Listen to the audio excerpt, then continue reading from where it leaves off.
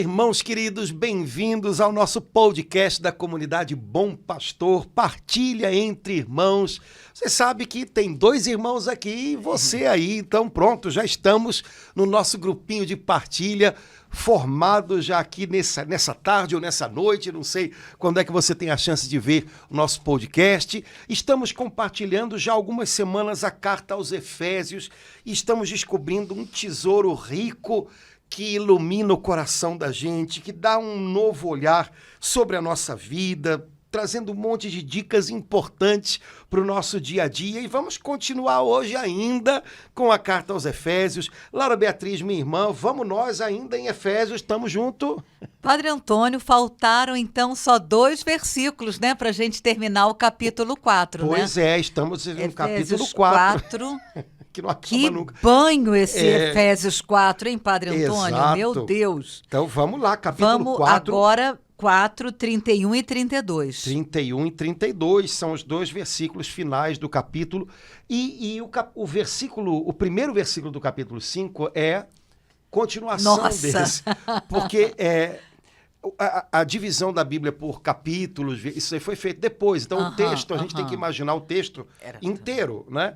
Então eu acho que tem muito a ver o versículo 1 do capítulo 5 com o versículo 32 do capítulo 4. Tudo a ver. Vamos lá? Então, começando no 31, vamos nós. Essa listinha aí, Padre Antônio, deixa eu respirar fundo, invocar o Espírito Santo. Vamos lá. Efésios 4, 31. Toda amargura, ira, indignação, gritaria e calúnia sejam desterradas do meio de vós, bem como toda malícia. Antes, sede uns com os outros bondosos e compassivos. Perdoai-vos uns aos outros, como também Deus vos perdoou em Cristo. Padre Antônio, até o 30 era uma situação de pecado, de afastamento de Deus. Mas aqui no 31, São Paulo fez essa listinha miserável, ou listinha terrível, amargura, ira, indignação, gritaria, calúnia. Essa lista está muito grande. E malícia. E aí a parte depois, e malícia. Sejam desterradas. Amargura, ira, até que ele chegou a falar um pouquinho lá no outro anterior. Mas aí ele retoma aqui, né, colocando amargura, o coração amargo, a gente fica... A impressão que eu tenho é que as 2 pontas, amargura e malícia, são as raízes mais fundas das outras coisas. Ira, indignação, gritaria e calúnia. Amargura e malícia são as raízes, do resto. Né? Então, me parece que ele botou numa ponta e na outra as 2 coisas que são mais profundas. E no meio ele colocou os frutos delas. Nossa! Né? Então, amargura e malícia, eu acho que são as 2 coisas que a gente deve vigiar para que no coração da gente não se instalem. Né? Amargura, eu acho que a gente entende bem o que é isso, né? O coração vai ficando amargo, né? Quando ele se sente injustiçado, quando ele se sente prejudicado, deixado de lado, quando, né, se sente traído, todas coisas que podem acontecer, coisas que não são boas, mas a nossa reação a essas coisas pode ser nos tornarmos amargos. E aí, quando a gente tem um coração amargo, a gente vai dar frutos amargos. Né? Jesus já dizia, a boca fala daquilo que está cheio o coração. Então, se o meu coração é um vaso de amargura, o que eu vou dar às pessoas com as minhas palavras, com as minhas atitudes, vai ser amargo. Padre Antônio, eu sinto assim que na amargura há um perigo maior. O que eu percebo, Padre Antônio, é que a amargura um pouco que cega a gente, assim. Quando a gente está na amargura, a gente não se dá conta que está na amargura e acha que não tem nada demais. Continuar amargo. Eu sinto assim um perigo muito grande. Percebo isso, claro, em primeiro lugar, em mim. Você... às vezes leva, mas não de cara, como certas outras situações de pecado. É como se ela anestesiasse, entorpecesse. Sabe como uma droga que você fica meio...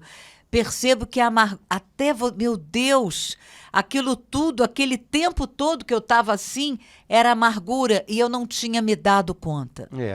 Isso pode acontecer, vamos dizer assim, isso pode se manifestar de mil maneiras, né? Uma pessoa vem contar pra gente uma coisa boa que aconteceu e que deu esperança para ela, e se ela encontra a gente com um coração amargo, isso é bobagem, você acredita nisso ainda, e você ainda acha que isso vai para frente. Nossa, a gente joga um balde, a água fria e o balde em cima da pessoa, né? É uma maneira de você acabar, sem perceber, roubando a esperança da pessoa, roubando a alegria da pessoa, que veio compartilhar com você, por exemplo, uma coisa legal que aconteceu com ela, né? A grande coisa, até parece que isso aí vai chegar a algum lugar, né? Sei lá, ou você menospreza o que ela disse, enfim. Coração amargo, de fato, a gente nem nota o quanto a gente às vezes está sendo cruel, né? E por aí vai, a gente poderia imaginar um monte de outras situações em que a amargura, sem que a gente perceba, contagiou a gente ou contaminou a gente, e aos pouquinhos a gente vai... É como se fosse um vírus, né, que a gente vai jogando sobre os outros. Eu acho que a amargura tem muito a ver com descrença, sabe? Com... não sei, eu imagino uma pessoa amarga como uma pessoa que foi tão decepcionada que ela se torna descrente. Ela não consegue acreditar que tem algo bom acontecendo, que alguém pode ter melhorado, que alguma coisa possa trazer esperança. Ela fica bloqueada para tudo isso, né? E aí, sem perceber, ela também vai azedando ou vai amargando quem está em volta, né? Cria um ambiente, cria uma atmosfera amarga. Deus nos livre. Porque isso vai minando, isso vai roubando a alegria, né, de quem está em volta. A amargura talvez seja uma coisa que a gente não perceba muito, porque ela vai se acumulando dentro da gente. Não é de uma hora para outra, né? Ninguém fica amargo de uma hora para outra. É uma coisa, né? Uma coisa que vai se acumulando. Depois de 1, 2, 3, 4 vezes que você foi decepcionado, que você, sei lá, deu com os burros na água, você começa a ficar meio azedo e começa a transbordar isso, né? Não espero mais nada. Disso aí não vem nada que preste, não. A reação a qualquer coisa já é negativa. A primeira reação do amargo é sempre uma reação negativa, né? Então, alguém está trazendo alguma novidade, mas ele já diz que não serve. Alguém está fazendo algo legal, mas ele diz que não é legal bastante. Tomar cuidado com isso, porque a gente pode acabar abafando a alegria das pessoas ao nosso redor. Ou então, por exemplo, no caso de igreja e tudo, a gente pode cortar o barato de quem, por exemplo, está começando agora. Normalmente o amargo não é uma pessoa que está dando os primeiros passos. O amargo é uma pessoa que já caminhou um pouquinho mais, né? E aí ela, com a amargura dela, pode cortar o barato de quem está começando, de quem está vivendo o seu início agora. Imagina um coordenador de pastoral amargo. Ai, meu Deus. Qualquer pessoa que chega propondo alguma coisa, não, isso aqui não funciona, não. Eu sei que isso acontece na China, mas acontece, né? Enfim, um profissional, mãe, né? Uma mãe amarga, né? Um chefe amargo. Nossa, né? Qualquer coisa que os empregados queiram fazer para tentar algo novo, nunca é bom o bastante, não adianta, aqui não funciona. Deus me livre. Né? Então, que a gente não seja essa pessoa que se deixa amargar pelas coisas que não deram certo, simplesmente não deram. Não quer dizer que nada mais vai dar certo daqui para frente, né? Então, não se deixar aprisionar pelo sentimento, pela atmosfera de amargura. E, Padre Antônio, por que o senhor relacionou com malícia? Malícia já é outro tipo de problema, né? Malícia já é o pensar mal ou julgar mal pessoas, intenções, né? Sem às vezes ter o menor, como é que a gente pode dizer, respaldo para isso, mas a gente já julga as pessoas pelo pior. Né? Não, ele está fazendo isso por causa daquilo. Não, você não está vendo onde é que quer chegar. Não é não é um espírito claro, assim, né? Não é uma pessoa, não é o contrário a pessoa que tem malícia não é o contrário da pessoa ingênua, né?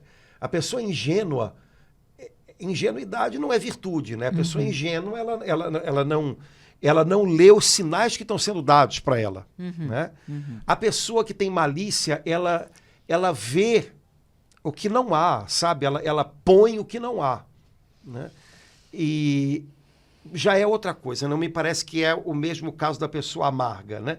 Mas tanto uma coisa quanto outra, me parece que são raízes dos rompantes de ira, da aparente indignação de quem se sente sempre ferido.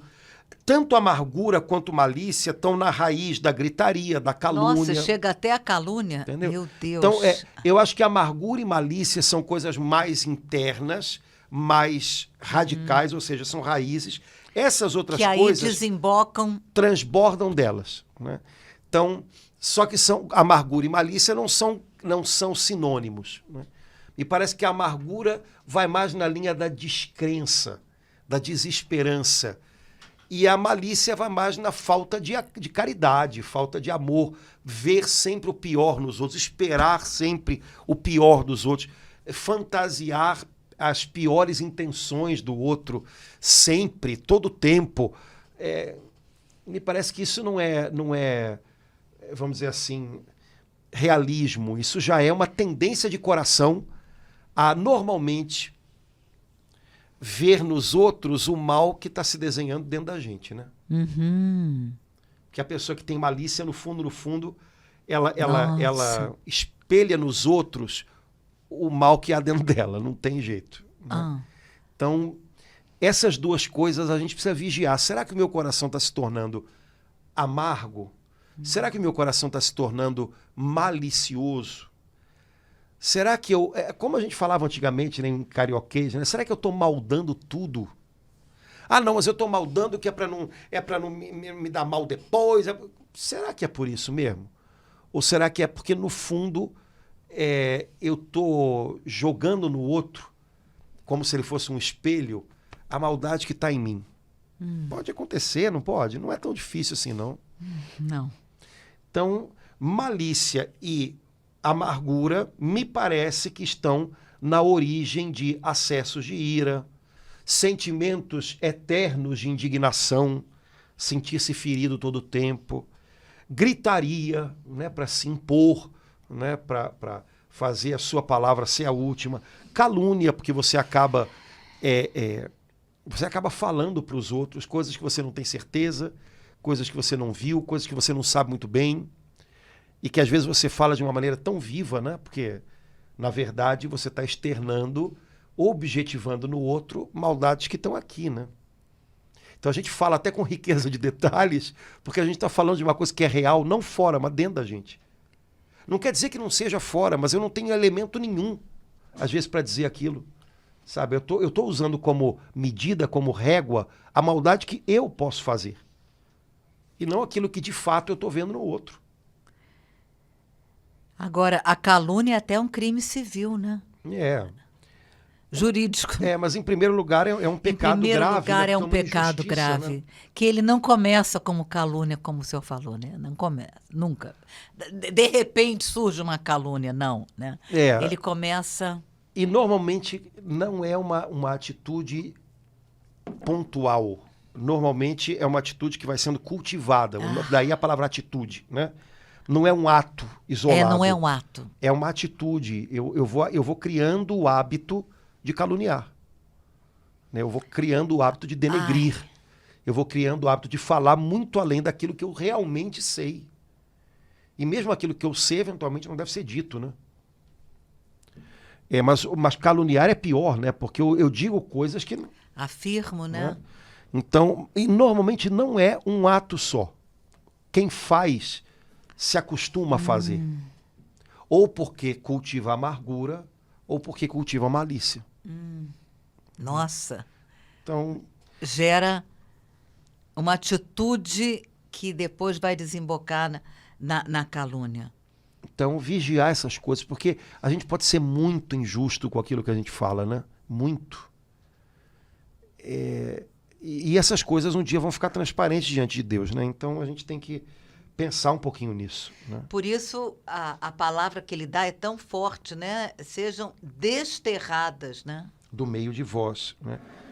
Desterrar significa arrancar com força, né? Raiz. Pois é, e rápido, né? Porque E rápido. Senão essas coisas, contra esse tipo de coisa, ou a gente toma uma atitude, ou seja, a gente mantém uma atitude, ou então essas coisas continuam, né? Não são coisas que dá pra gente lidar gradualmente, são coisas com as quais a gente tem que romper. Tem que romper na hora, Desterrar é algo que a gente tem que romper, né? Vou caluniar um pouco menos amanhã, porque eu caluniei hoje, não dá para fazer isso, né? Não. Então, ou eu paro hoje, ou eu não paro nunca, né? Aí, Padre Antônio, por isso que a resposta a toda essa listinha, né? Que é o último, que é o 32, antes... Sede uns com os outros bondosos e compassivos, né? Que é exatamente o contrário daquela lista, né? Sim. Quer dizer, quando eu sou bondoso, eu penso bem, eu tento pensar o melhor, eu tento julgar da melhor maneira, seja bom. E eu faço, porque, na verdade, no cristianismo, bondade, essas coisas não são sentimentos que se exaurem neles próprios, né? A gente tem muito essa ideia. Português, né? São coisas que se tornam atitudes. Então, ser bondoso não é só pensar bem, mas é fazer o bem que é possível. Então, seja bondoso com as pessoas e seja compassivo. Ou seja, tenha compaixão delas. Desculpe, né? Tenha pena das pessoas. Não seja tão duro, né? Não seja tão malicioso, né? E, na verdade, quando eu consigo ter pena das pessoas, compaixão das pessoas, eu acabo tendo compaixão de mim mesmo, né? Porque se é verdade que quando eu tenho malícia, muitas vezes eu não estou falando a partir da maldade que há no outro, mas eu estou falando a partir da maldade que eu posso fazer, que eu sei que eu posso fazer. Quando eu me torno compassivo, quando eu tenho compaixão da fraqueza que eu estou vendo no outro, no fundo, eu também estou tendo compaixão de mim. Porque eu sei que a fraqueza que há nele, eu também posso viver, fazer. Então, eu vou ser menos duro comigo mesmo a partir da minha compaixão com o outro. Aí, Padre Antônio, por isso que a última frase é aquela que o senhor disse que tem essa palavra, a cara de São Paulo. O mutuamente uns aos outros, né? Na Bíblia de Jerusalém, eu estou com ela aqui aberta, está mutuamente. Mas na Bíblia Ave Maria está perdoai-vos uns aos outros, como também Deus vos perdoou. Há 2 podcasts atrás, foi muito bom quando o senhor falou, uma igreja não é uma creche. Alguns irmãos até vieram comentar isso. Eu amei o creche, né? E aí o senhor explicou, numa igreja a gente perdoa uns aos outros, né? A gente se reconcilia uns aos outros. Isso é que é mutuamente. E aí ele conclui o capítulo 4 assim, né? Exatamente isso que o senhor acabou de falar. Perdoai-vos uns aos outros. Exato. Como a gente aprende, né? Perdão é uma rua de mão dupla. Então, eu, em alguns momentos, vou dar o perdão, em outros momentos eu vou precisar pedi-lo, né? Porque é assim, a gente caminha junto e a gente fere uns aos outros e a gente também pode curar uns aos outros. Né? O ferir uns aos outros é a parte velha que a gente já conhece. A parte boa, que faz parte da boa nova, é que a gente pode curar uns aos outros com o nosso perdão. Como também Deus vos perdoou em Cristo. E aqui eu já vejo uma segunda lição a respeito de perdão. Eu vou ser capaz de perdoar na medida em que eu já entendi o quanto eu tenho sido perdoado. Quer dizer, como Deus me perdoou, agora eu vou exercitar esse negócio. Eu vou dar perdão, eu vou pedir perdão, mas esse perdão que me vem do alto, ele tem que acontecer também aqui, ele tem que continuar fluindo aqui entre a gente. Agora, para que ele flua aqui, eu tenho que lembrar disso, eu tenho sido perdoado. Então, pessoas que sabem o quanto são perdoadas, acabam sabendo também o caminho para perdoar. Enquanto eu acho que eu não preciso ser perdoado de nada, obviamente, também não vou saber perdoar ninguém, né? Porque se eu não preciso de perdão de ninguém, nem de Deus, nem de coisa nenhuma, né?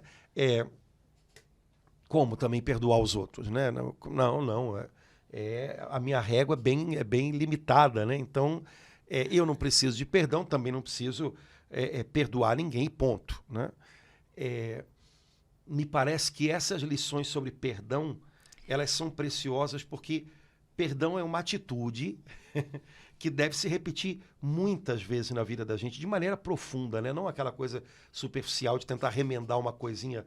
Não, profunda, aqui dentro. Não por acaso, eu gosto muito de pensar dessa maneira, quando Jesus ensina a gente a orar no Pai Nosso, ele coloca essas duas coisas junto. O pão nosso de cada dia nos dai hoje, perdoai-nos assim como nós perdoamos. Então a impressão que eu tenho é que Jesus fala de necessidades, né, concretas, físicas, necessidades concretas, espirituais, de relacionamento. No mesmo nível. Mesmo nível e juntinho aí no meio o de cada dia. Assim como eu não posso abrir mão de me alimentar todos os dias, eu não posso também abrir mão de pedir perdão todos os dias e de perdoar. Ai, amém. Né? Então, são duas necessidades de tipos diferentes, mas igualmente reais, que a gente tem. E igualmente diárias. Exato. Né? Então, como Deus vos perdoou em Cristo, como ele foi bondoso e compassivo com vocês, como ele fez bem a vocês em Cristo, façam bem uns aos outros agora.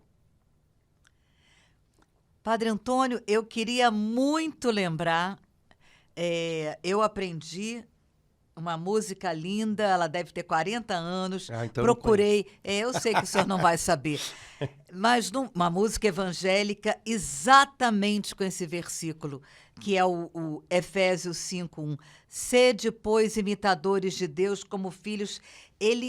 O compositor conseguiu colocar exatamente. Eu conheço a música, tá? Mas Conhece? Eu não vou saber te dizer onde é que você vai achar. Podemos procurar depois Não, no já YouTube. procurei Não, achou? em tudo. Vou tentar também, vou tentar. Em tudo, uma música belíssima, né? E com essa frase, exatamente essa frase. Sede, pois, imitadores de Deus como filhos muito amados. Que ousadia de São Paulo pedir... Sede, pois, imitadores de Deus como filhos muito amados. Se a gente, como o pessoal faz aqueles memes na internet, Paulo, não dá para dizer assim, diz de outro jeito. Aí, sede, pois, imitadores de Deus como filhos muito amados. Ele poderia dizer filho de peixe. Peixinho Ou seja, se você é filho de Deus, haja do jeito de Deus. São Pedro diz, né? Nós somos participantes da natureza divina. Isso é incrível, né? Ou seja, a natureza é um modo de agir segundo determinado modo de ser. Então, o que é próprio de um determinado modo de ser, com relação ao seu agir, isso é a natureza desse ser, né? Então, nós somos participantes da natureza de Deus. Ou seja, o modo de ser de Deus faz com que ele haja de determinada maneira. Uhum. Pois então, haja do jeito dele agora. É isso que São Paulo está dizendo aqui. O modo de ser de Deus é um modo amoroso, é um modo compassivo. Deus não poderia agir de outro modo a não ser se contradizendo. Então, haja do jeito dele, faça do jeito dele. Você tem a natureza dele em você agora pelo Espírito Santo. Você é capaz. O Espírito Santo ajuda você. Por isso que o senhor falou que no texto original não era... Não há separação. Essa frase completa toda Então, como Deus vos perdoou em Cristo, sede, pois, imitadores de Deus, como filhos muito amados. Fica muito mais claro assim. Então, como Deus perdoou, imite ele agora. Olhe para o seu pai, veja o que ele faz você também. E é interessante porque ele está pedindo aqui, imite. Imite. Uma criança aprende imitando, né? Então, você é filho amado de Deus. Ele tem você nos braços dele. Olhe para ele, faça do jeito dele, imite a ele. Agora, para eu imitar uma pessoa, eu tenho que reparar nela, né? Uma criança imita os pais reparando no que eles fazem, né? Aliás, uma criança aprende muito mais com o que os pais fazem do que com o que eles dizem. Então, meu pai faz assim. eu vou fazer também. Aí fica mais claro entender como filhos muito amados, né? À medida em que eu experimento isso, né? Que eu vivo isso, que eu sou, como é o final no versículo 1, né? Eu sou, à medida que eu vivo essa filiação, né? Que eu vivo essa dimensão, eu, Laura, sou uma filha muito amada de Deus, isso vai naturalmente crescendo, né, Padre Antônio? Naturalmente, a gente vai, como filha muito amada, eu quero também, como filha muito amada, imitar o meu pai que perdoa, que acolhe compassivamente, né? É um aprendizado lindo, né? E é um aprendizado que exige da gente olhar para ele, né? Eu acho que isso também é coisa. Isso. A gente, às vezes, olha demais para o tamanho das ofensas, É. olha demais para a persistência das ofensas, olha demais para a gente mesmo, quando, na verdade, o segredo é olhar para ele. Olhar para ele. O Beato Carla Cutz, eu acho que tem uma frase mais ou menos assim, né? Tristeza é olhar demais para si mesmo, alegria é olhar para Deus, ele. Né? Então, quando a gente olha mais para ele do que para as outras coisas, a gente aprende a imitá-lo, né? A gente pega o jeito dele. Mas a gente vive num tempo que toda hora chama a gente para fora, né? Puxa a atenção da gente para outras coisas. Qual uma das nossas tarefas, né? Qual deve ser? Voltar os olhos para o Pai, olhar para o Pai. Né? Quando eu leio a Sagrada Escritura, eu estou olhando para o meu Pai. O que ele fez, o que ele diz, o que ele ama, o que ele deseja. Quando eu rezo, eu estou olhando para o meu Pai. Né? A minha oração tem que ser um encontro com ele, não tem que ser um encontro com os meus problemas. Eu encontro com os meus problemas toda hora. Né? Eu preciso me encontrar com o meu pai, porque aí quando eu olho para ele, eu vejo algo novo, eu vejo algo bonito. Né? Então, olhar para Deus, né? Para imitá-lo, me parece que é uma boa tarefa de filho que a gente pode aprender a ter. Né? Boa tarefa de filho muito amado. Agora o versículo 2 também é lindo, porque agora nos fala que não só a gente deve imitar o Pai, mas a gente deve também imitar Jesus, né? Ou seja, ter Jesus como nosso modelo em tudo. Então no versículo 2 ele diz assim, progredir na caridade segundo o exemplo de Cristo. Qual foi o exemplo que ele nos deu? Que nos amou e por nós se entregou a Deus como oferenda e sacrifício de agradável odor. Então, progrida na caridade, ame mais, ame melhor. Caridade, na linguagem do Novo Testamento, é amor, mas é o tipo de amor que a gente aprende com Deus, que vem de Deus e que nos leva para Deus. Existem outros tipos de amores, mais superficiais, meio misturados com outras coisas. Amor, que a Bíblia chama de caridade, é um amor que vem de Deus, então só Deus me ensina, e que me leva para Deus. Então, São Paulo está dizendo, cresça nesse amor, aprenda a amar mais desse jeito, progrida na caridade. A gente tem a impressão de que a gente ama algumas pessoas e detesta outras e ponto, né? São Paulo está dizendo, não, você pode progredir no amor. Assim como você pode também encolher no amor, né? Então, Senhor, me ajuda a progredir no amor com a minha família, me ajuda a progredir no amor com essas pessoas que trabalham na minha sala. Senhor, me ajuda a progredir no amor com essas pessoas com quem eu sirvo na minha igreja. Senhor, me ajuda a progredir no amor com as pessoas que eu encontrar no dia de hoje. Me ajuda a amar mais e a amar melhor essas pessoas. É tão consolador essa maneira. É como ele, olha, eu sei, né? Parece que ele está vendo o nosso coração, a nossa caminhada, e nos incentiva dizendo, progredir na caridade, quer dizer, tem mais, né? O Espírito Santo tem mais na medida, tão lindo como ele fala aqui, né? Segundo o exemplo de Cristo. Aí aqui agora, no primeiro ele manda olhar para o Pai, né? E aqui olhar para Jesus. Como foi com Jesus? O que ele fez? Se entregando como oferenda e sacrifício. Nossa. Não há amor sem oferta de si mesmo e sem sacrifício. Né? Pode haver, não, pelo menos não há amor desse tipo. Não. Esse amor É caridade. só olhar para uma mãe que... Né? Então, há amor romântico. Eu amo todo mundo e não faço nada por ninguém. Né? Então, esse amor romântico não existe. Não é isso. Isso é amor para muita gente, né? Mas não é amor cristão. Né? Amor cristão se torna uma atitude de oferta de si mesmo e de sacrifício. Né? Santa Teresinha dizia: amar é tudo dar e se dar a si mesmo. Então, sem se dar, não tem amor, né? Porque o amor que nos inspira, que é para nós exemplo, é o amor de Cristo. E o amor de Cristo é um amor de quem se oferta por inteiro.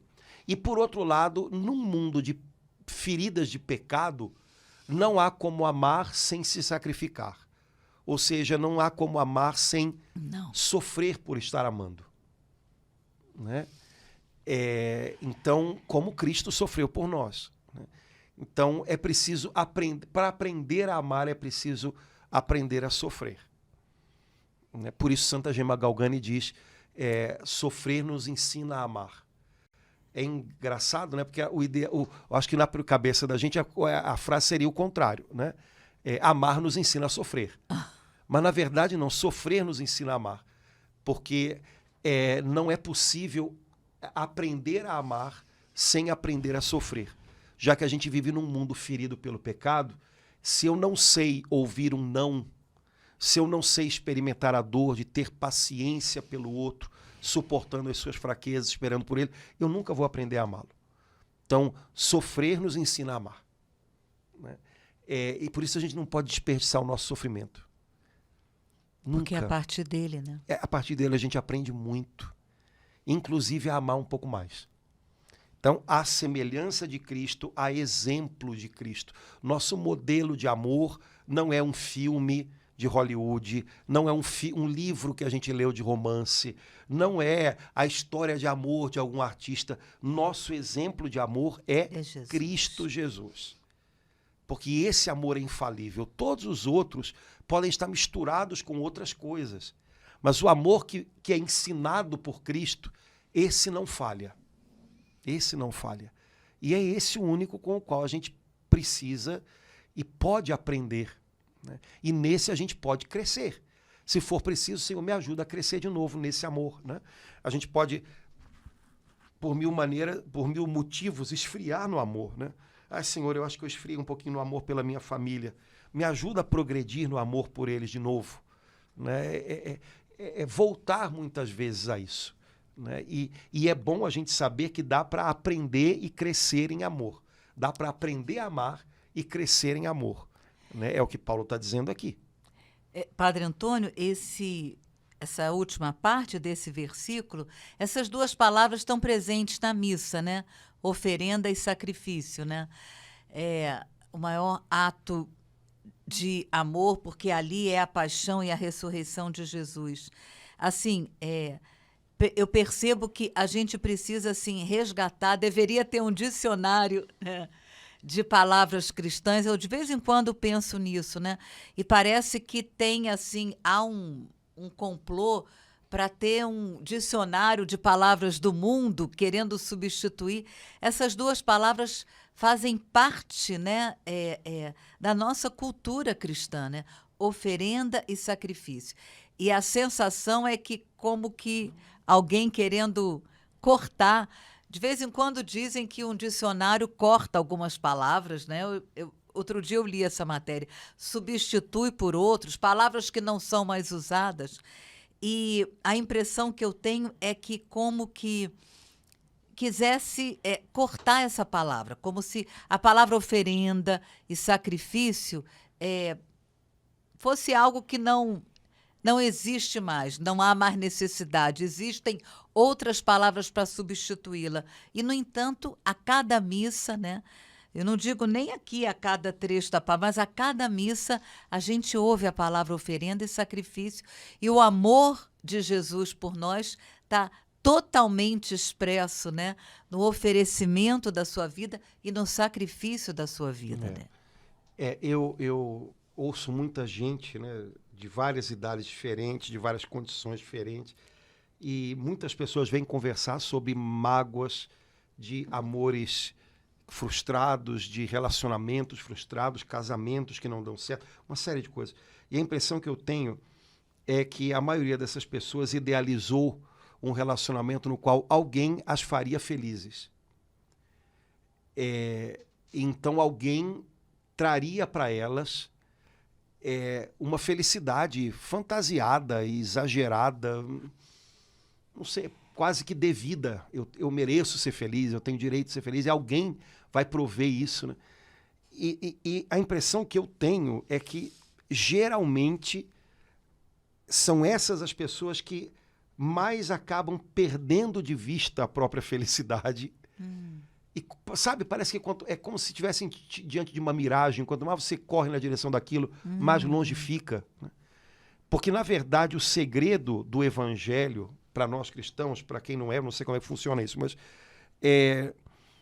não é que eu espere que alguém me traga uma felicidade que me falta e que alguém, então, vai me dar algo para que eu seja feliz, e eu mereço ser feliz, e eu vou correr atrás da minha felicidade, e isso vai fazer com que alguém seja incluído na minha felicidade.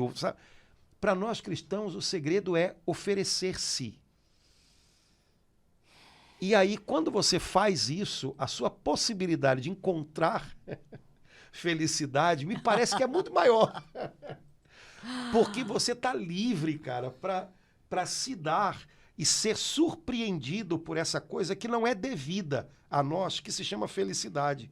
Sabe? Eu tenho direito a ser feliz, alguém vai ter que trazer essa felicidade sei lá, num pacote. Não, não, não. Na medida em que eu me dou, é muito mais possível que eu acabe vamos dizer assim, me encontrando, me deparando com esse negócio chamado felicidade. E a impressão que eu tenho, principalmente quando se fala de relacionamentos humanos, amores humanos, é que hoje as pessoas são ensinadas ao contrário. Sabe? Você tem direito a ser feliz, procure a sua felicidade, vai aparecer alguém que você vai incluir na sua vida e essa pessoa vai trazer um pacotinho de felicidade para você.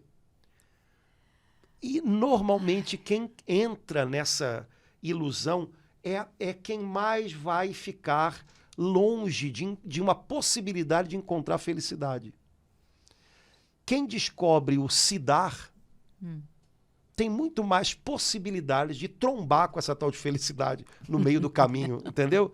De maneira imprevista, inusitada. Né? É verdade. Mas a lógica do mundo, no momento, é diferente, né? Então, a lógica de Cristo é essa, né?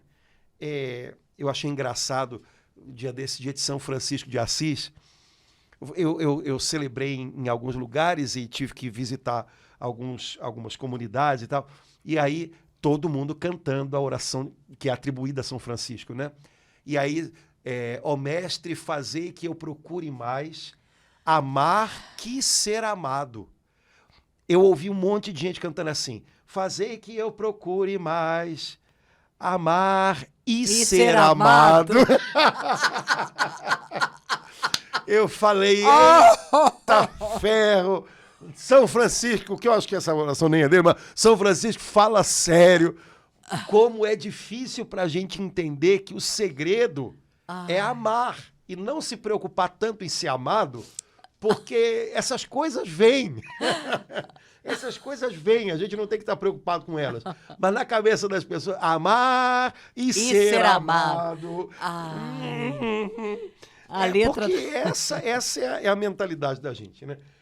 Então, acho que, assim, falando para as pessoas que ainda têm um pouquinho desse olhar romantizado sobre a vida, que não é de fato o olhar cristão, né?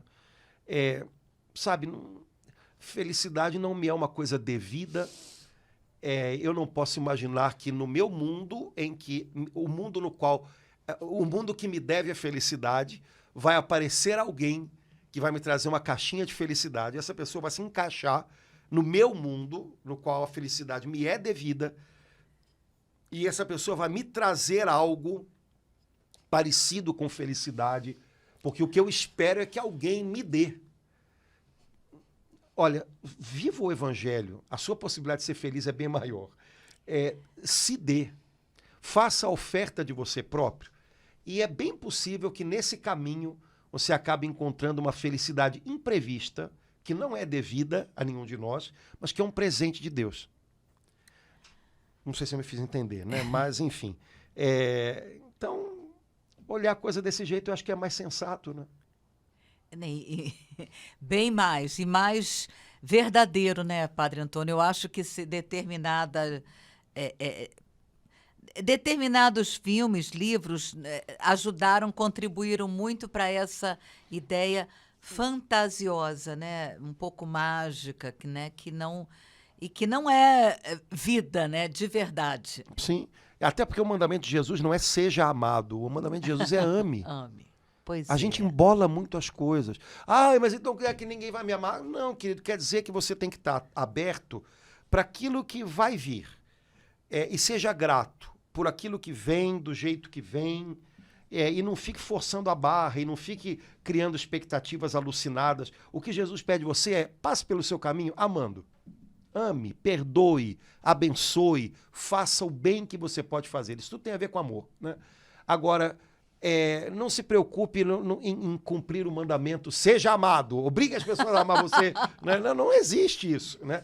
E muito mais, às vezes a gente quer tanto que amor venha de um lado e não vem de outro. E aí, como não vem daquele que a gente quer, a gente não aceita o que vem de outro. Sabe? É engraçado isso, né? É verdade, Padre Antônio. Há pessoas que ficam, e aí não percebem que há pessoas ao lado dela que a amam muito, mostrando esse amor de mil maneiras. Não, porque elas acham que tem que vir daquela pessoa, e não notam que tem amor vindo de outro jeito, de outras pessoas. É verdade. Né? Isso é muito. E a gente começa a ser surpreendido e a gente começa a ver coisas muito legais quando a gente está preocupado em amar, e isso é o bastante, e aí a gente começa a ver que vem amor de vários lados para a gente. Né? Quando a gente começa a estar aberto para isso, a gente vê muita coisa legal. Né? A gente, como padre, tem que fazer muito isso, né? Porque a gente não tem a opção da família, a gente escolheu outra coisa, não constituiu uma família, então não tem ali esposa, filhos, para vir, e não adianta ficar fantasiando isso na cabeça, eu escolhi outra coisa. Então quer dizer que se eu não tenho isso, não quero mais nada também. Não, é um barato que você vê na paróquia e tem aquela vozinha que adota você, né? E aí pergunta para você no domingo, tem comidinha hoje aí, padre? Gente, ela está cuidando. E se eu não curtir esse amor, eu vou curtir o quê? Vou ficar azedo? Não, porque eu não posso ter família. Não, eu escolhi não ter. Fazer o quê? Né? Ganha esse pet em tudo que a gente escolhe. Agora, caramba, tá vindo ali a vozinha me trazendo, olha, para o seu lanchinho. Né? Ou então as crianças no final da missa, né? Tem umas crianças lá na minha igreja, você é o melhor padre do mundo. Eu falei, sim, porque você só conhece um, né? Não, porque você... Aí desenham você na hora da missa e te dão o desenho ali. Como fazem com o pai ou a mãe. Levam o desenhozinho pro papai e a mamãe. E aí você olha o desenho daquele garrancho. Que coisa linda e tal. Gente, se você não recebe esse amor, você é um tapado. Não, porque tinha que ter amor. Tinha que ter o quê?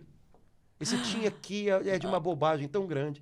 Isso serve para padre, serve para mãe, serve para marido, serve para filho, serve para todo mundo. Né? Então, a nossa tarefa é ame, é o seu desafio. E acolha o amor de onde ele vem, mas não fica fantasiando uma coisa, como se o mundo te devesse amor. Sabe? O mandamento de Jesus não é seja amado, obrigue as pessoas a amar você. O mandamento de Jesus é ame. Né? Deixe um rastro bom na vida das pessoas que você encontra. Deus vai se encarregar de colocar pessoas no seu caminho que também vão te dar esse amor simples, puro, né? Verdadeiro. Então fica tranquilo com relação a isso. Né? Por isso foi ótimo essa acolha o amor de onde ele vem, para a gente parar de, eu quero que ele... E o Senhor está mandando aqui outras pessoas para vir, né? Ter atos tão... doces, de amor profundo, né? E lembrando que cada pessoa também manifesta amor de um jeito. Ainda tem né? isso. Quer dizer, se você não consegue enxergar isso, né? Algumas eu acho engraçado, porque família, de fato, só muda o endereço, né? Tem umas coisas engraçadas, porque tem uns embates, assim, entre, por exemplo, casamento, né? Às vezes a esposa reclama muito que o marido está trabalhando demais e não tem tempo para estar com eles, não sai com a esposa, com os filhos. Quer dizer, aí a esposa não entende que às vezes a maneira do marido mostrar que ama a família é: eu não vou deixar faltar nada para vocês. O que significa isso? Eu vou me matar de trabalhar.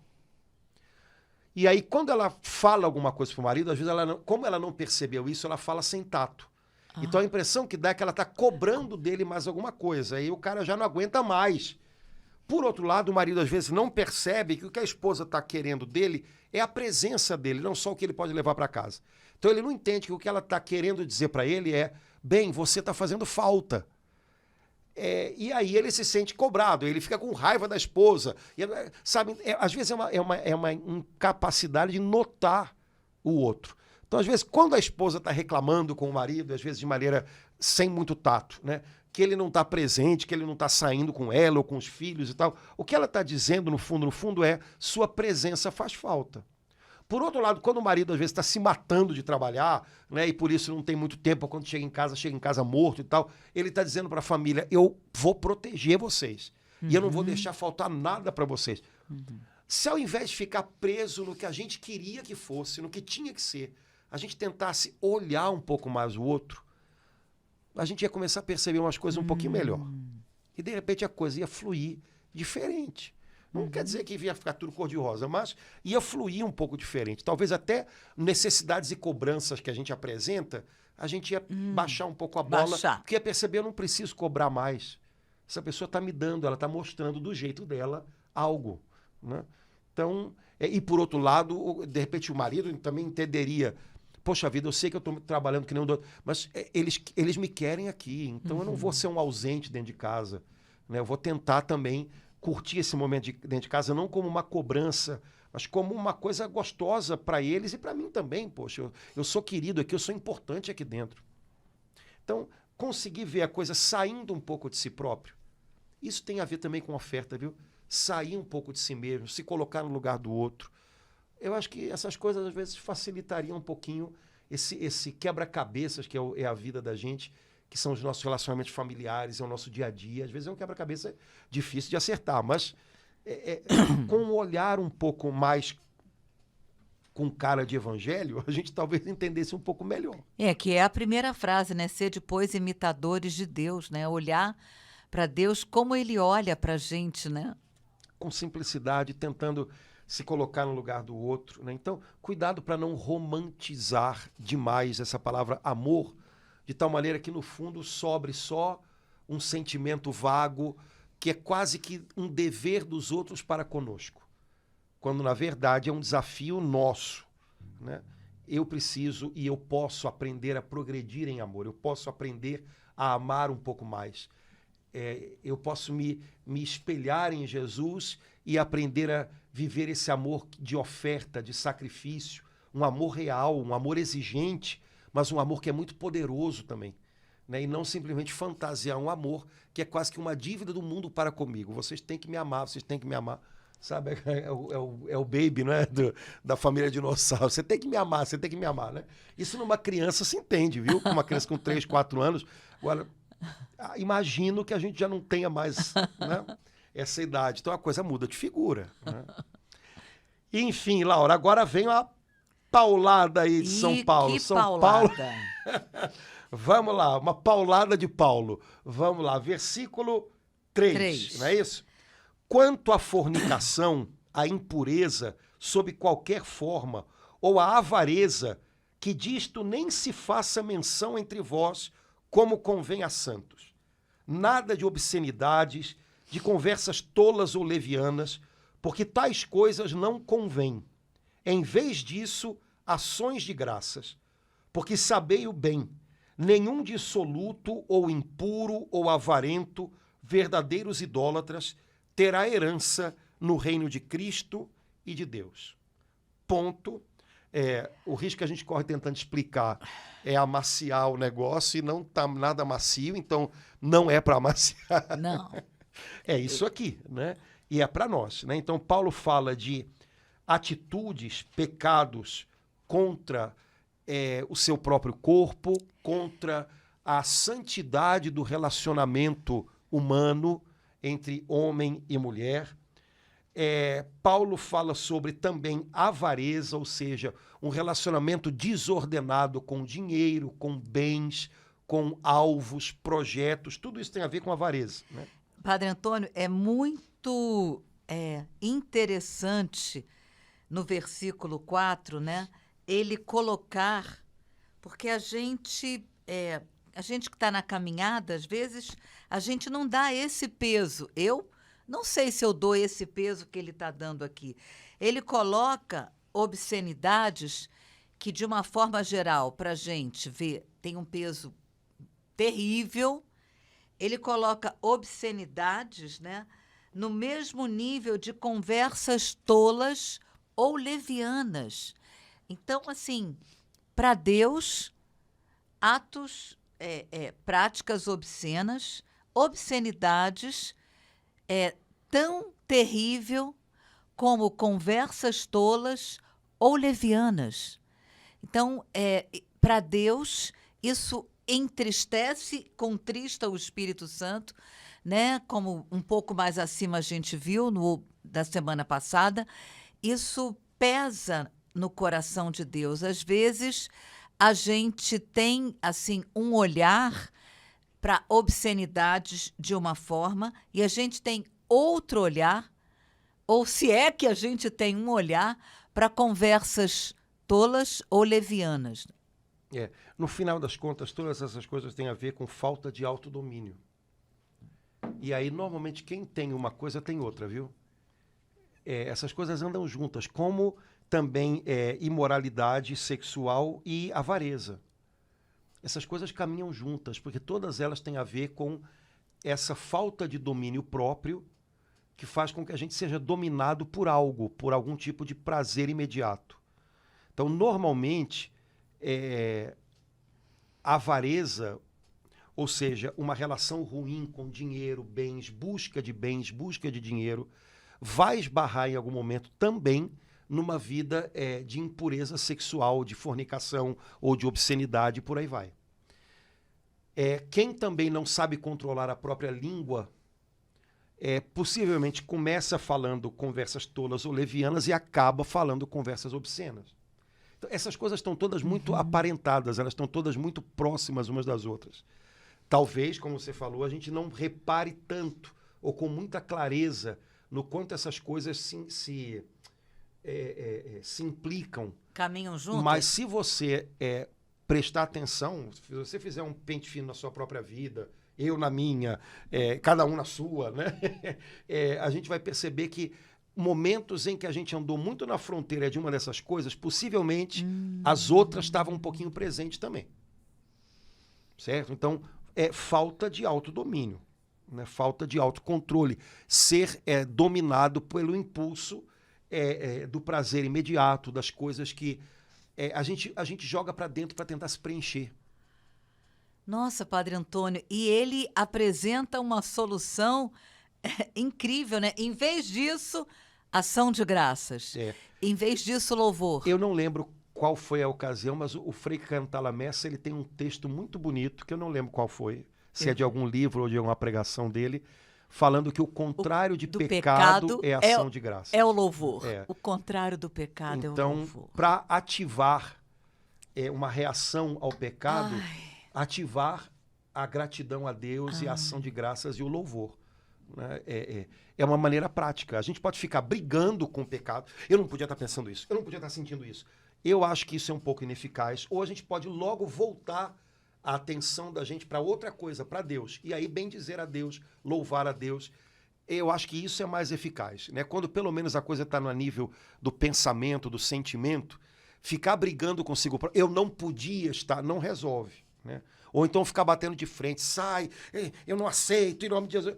Tá bom, tenta fazer de outra maneira, talvez dê mais fruto. Levante o seu pensamento e o seu sentimento a Deus e comece a louvar, comece a bendizer, comece a agradecer a Ele. Possivelmente isso vai ordenar melhor o interior. Foi bom o senhor falar que isso o senhor sentiu assim que isso tudo caminha junto, porque às vezes eu percebo assim que nessa hora o senhor falou assim, reduziu. Isso tudo é porque a gente tem algum probleminha aí no domínio próprio, né? Que é um dos frutos, é o último, né? Lá daquela listinha, frutos do Espírito Santo. Então, é um dos frutos do Espírito Santo o domínio próprio. Relacionando isso tudo aqui, e aí a solução que São Paulo dá, que é, em vez disso, ação de graças, então, muitas vezes, nessa hora, eu percebo assim que a tendência é reduzir tudo ao demônio. Sim, claro que é ele, o mundo, está por trás. Mas numa hora dessa, eu não vou dizer que isso tudo... tem a parte dele que me tentou e tem a minha parte que caí, né, Padre Antônio? Não foi uma obra exclusiva e só dele. Ele veio me tentar e eu, por motivos meus, acabei caindo nesse imbróglio todo que envolve tudo isso, né? Claro. E daí também a questão do domínio próprio, ou seja, domínio próprio significa, entre outras coisas, que eu não vou me expor a situações que me levam ao pecado, né?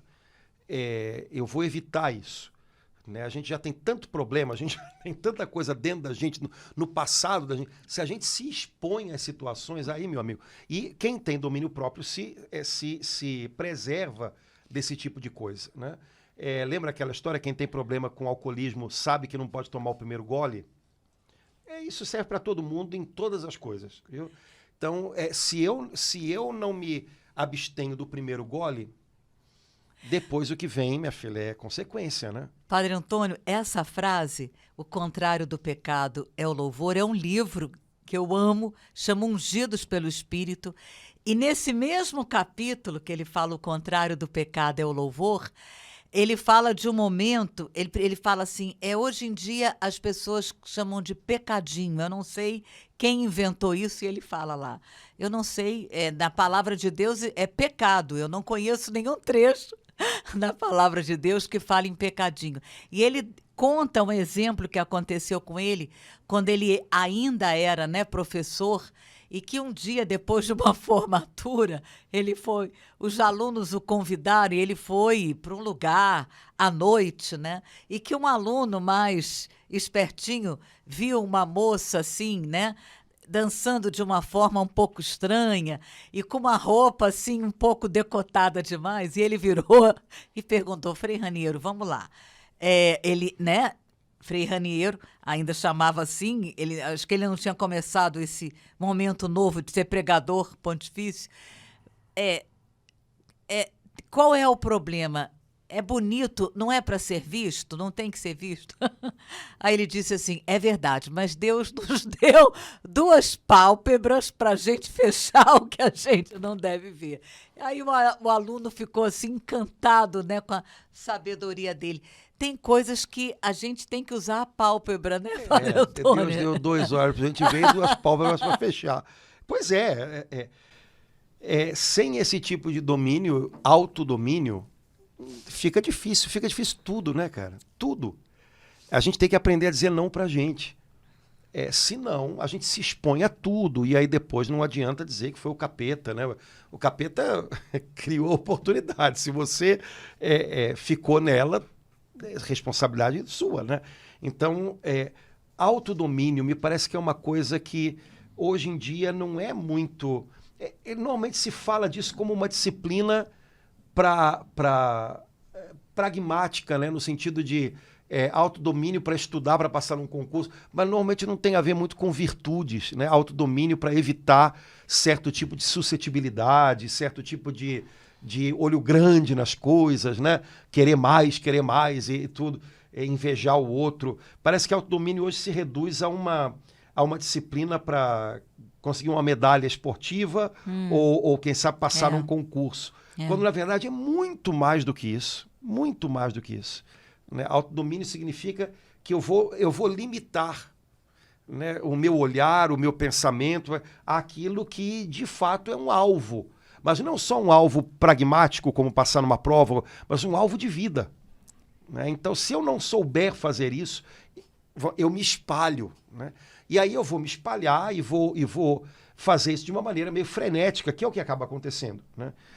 Quando você se permite certo tipo de falta de autodomínio com relação à pureza sexual, à questão do uso dos bens, da busca de bens, isso vira uma coisa frenética.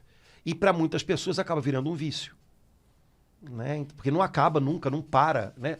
Aí acaba tendo a ver também com curiosidade, né? Querer mais, querer saber mais, querer ver mais, querer experimentar mais. Pronto, sabe? É como se fosse uma bola de neve.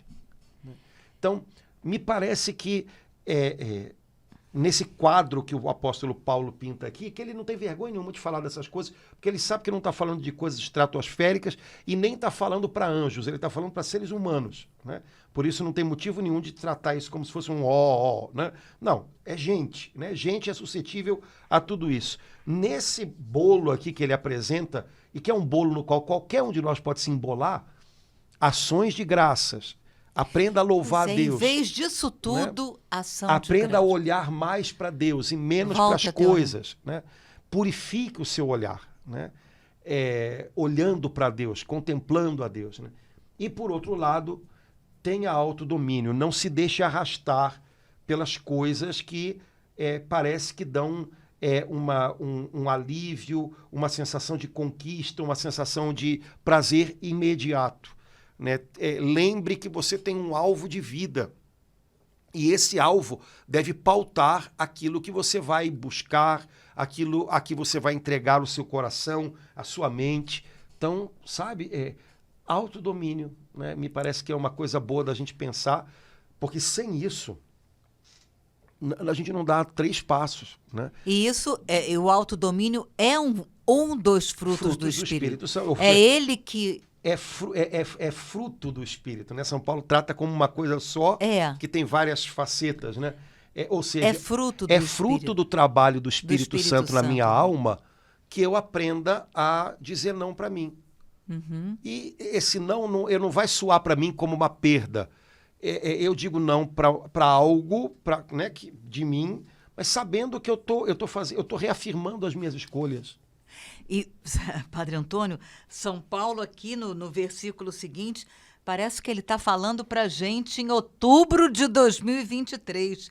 E ninguém vos seduza com vãos discursos. Meu Deus, como a gente encara isso. Mas aí eu vou dizer o seguinte, ele está falando, ninguém vos seduza com vãos discursos, ponto. Estes, os de cima, são os pecados que atraem a ira de Deus sobre os rebeldes. Não vos comprometais com eles. Então, o que são os vãos discursos? São os discursos que dão a impressão de que avareza, impureza, dissolução não são problema, não são pecado, não são...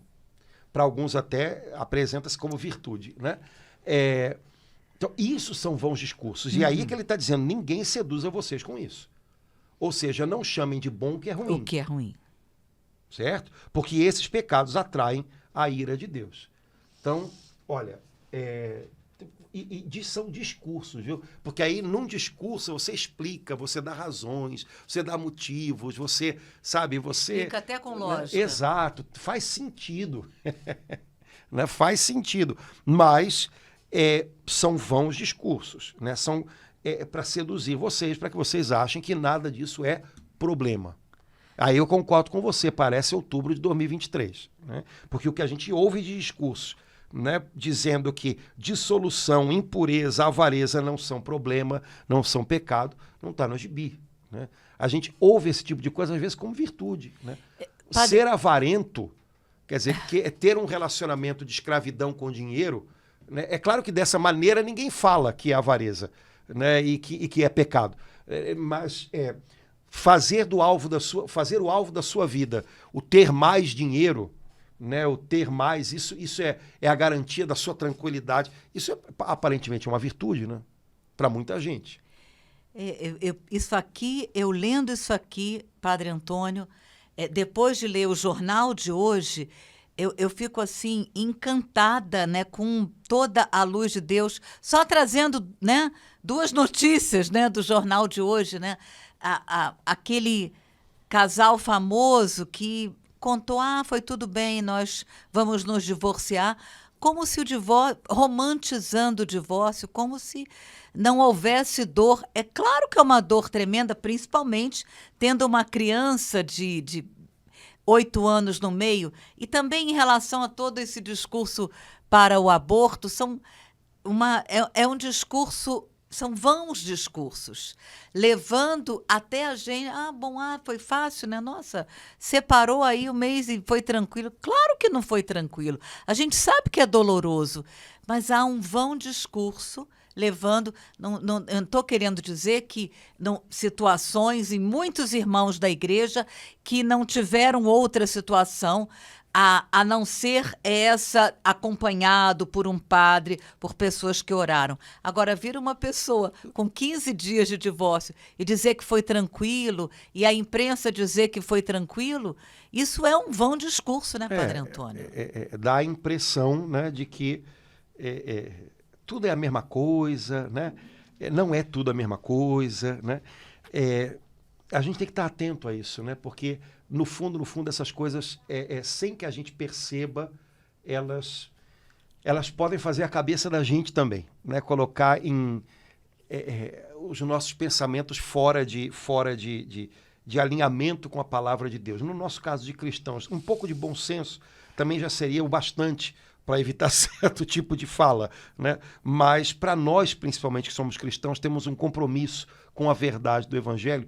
Não cabe, né? Não cabe, né? Fazer passar tudo pela mesma coisa, como se não houvesse valores distintos, é complicado, né?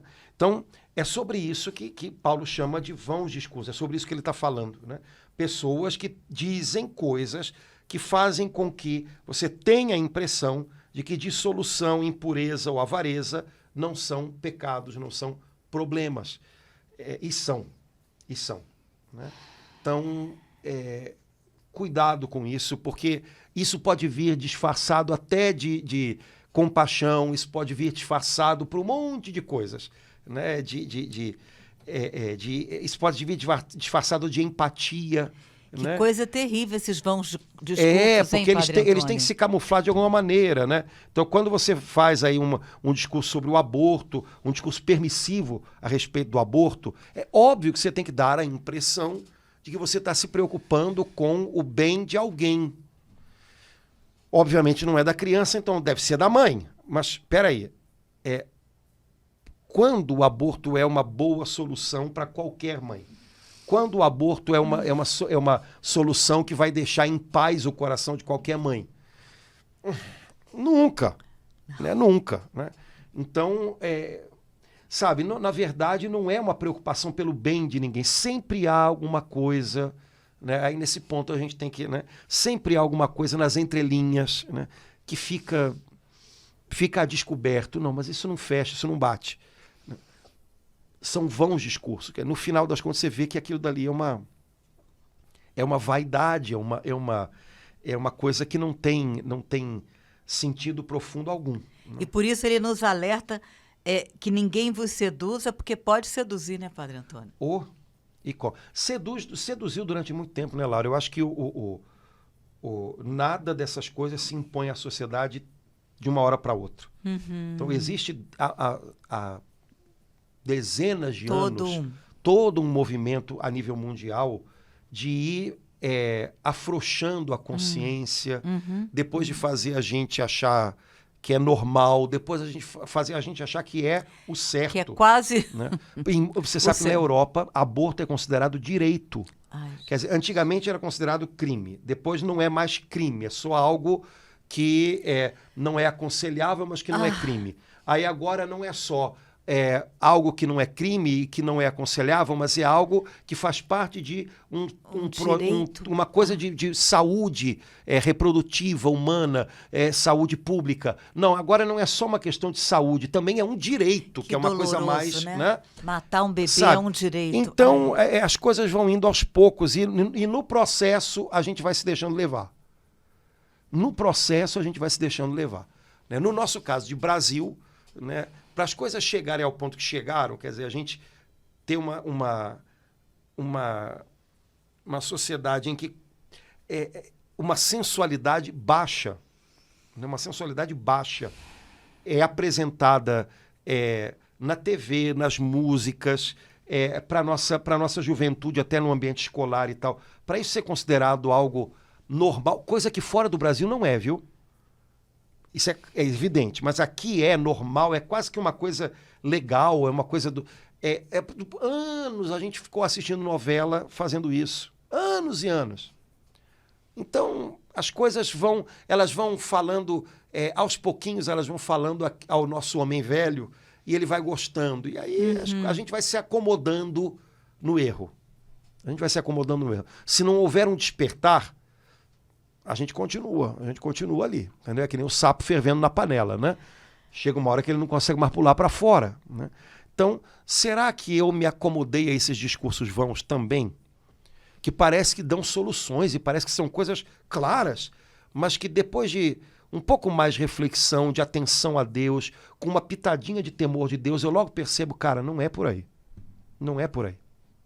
Será que eu me acomodei a esses discursos vãos? Eles falaram gostoso a algo dentro de mim que era o meu homem velho. Então, Senhor, me ajuda, dá-me sabedoria, dá-me o dom do discernimento para que eu possa perceber isso e me distanciar dessas coisas. A gente precisa continuar com Efésios. Pois é, minha filha, esse Efésios que não acaba nunca. Meu Deus. Mas vamos lá. Enquanto Efésios está dando um caldinho, vamos lá. Muito, alertando a gente, né, Padre Antônio? Laura, vamos lá, que hoje foi pesadão. Vamos dar uma paradinha por aqui, né? E pedindo ao Espírito Santo que nos ajude a ter esse dom precioso do discernimento. Né? Discernimento tem a ver com as nossas realidades concretas. Senhor, na minha realidade concreta, será que eu me acomodei a algum discurso vão que me fez me acostumar com algo que não te agrada, com algo que não é segundo o Evangelho? Me ajuda, porque se for preciso eu quero me distanciar dessas coisas. Então que o Espírito Santo possa nos dar essa graça de discernimento para que na nossa vida a gente possa estar alinhado com a verdade da palavra de Deus. Amém. Amém? Vamos lá, irmãos. Obrigado pela paciência, pela companhia de vocês. Um abração. Até logo, se Deus quiser. Tchau, tchau. Até semana que vem.